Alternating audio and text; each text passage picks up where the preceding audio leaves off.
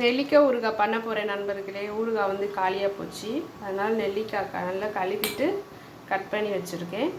ஏன்னா கொஞ்சம் கடுகு போட்டு வறுத்துக்கலாம்.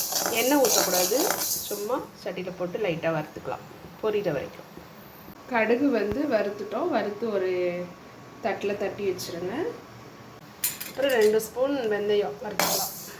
வெந்தயம் வறுத்துட்டேன். கொஞ்சம் கருவேப்பிலை வறுத்துக்கலாம்.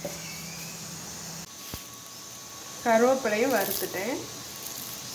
இது கொஞ்சம் ஆறுன விட்டு ஜாரில் திரிச்சிடலாம்.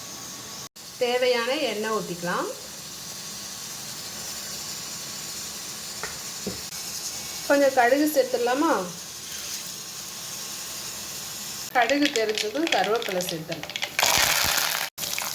கட் பண்ணி வச்சுருக்கேன் நெல்லிக்காய் அதோடு சேர்த்துருவோம்.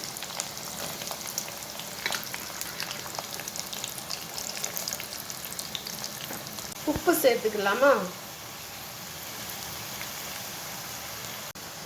பொன்னிறமாக வர்ற வரைக்கும் எண்ணெயில் கொஞ்சம் வேக விட்டுருங்க. வந்து நம்ம வறுத்து பொடி பண்ணி வச்சுருக்கோம்ல, கருவேப்பிலை, வெந்தயம், கடுகு, அதை இது கூட நம்ம சேர்த்தோம். அப்புறமா எவ்வளோ காரம் நமக்கு தேவைப்படுமோ அதுக்கு தகுந்த மாதிரி வத்தல் பொடி சேர்த்துக்கலாம். இல்லைன்னா வத்தல் வறுத்து கூட அதை மிக்சியில் திரித்து சேர்த்தா இதை விட இன்னும் கொஞ்சம் வாசமாக இருக்கும். நல்லா ஸ்டவ் ஆஃப் பண்ணிவிட்டு கொஞ்சம் காயப்பொடி சேர்த்துக்கலாம். நெல்லிக்காய் ஊறுகாய் வந்து ஒவ்வொருத்தங்க ஒவ்வொரு விதமாக பண்ணுவாங்க.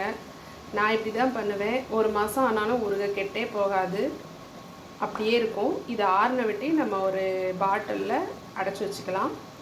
இந்த வீடியோ பிடிச்சா லைக் பண்ணுங்கள், நம்மளோட சேனலை சப்ஸ்கிரைப் பண்ணுங்கள்.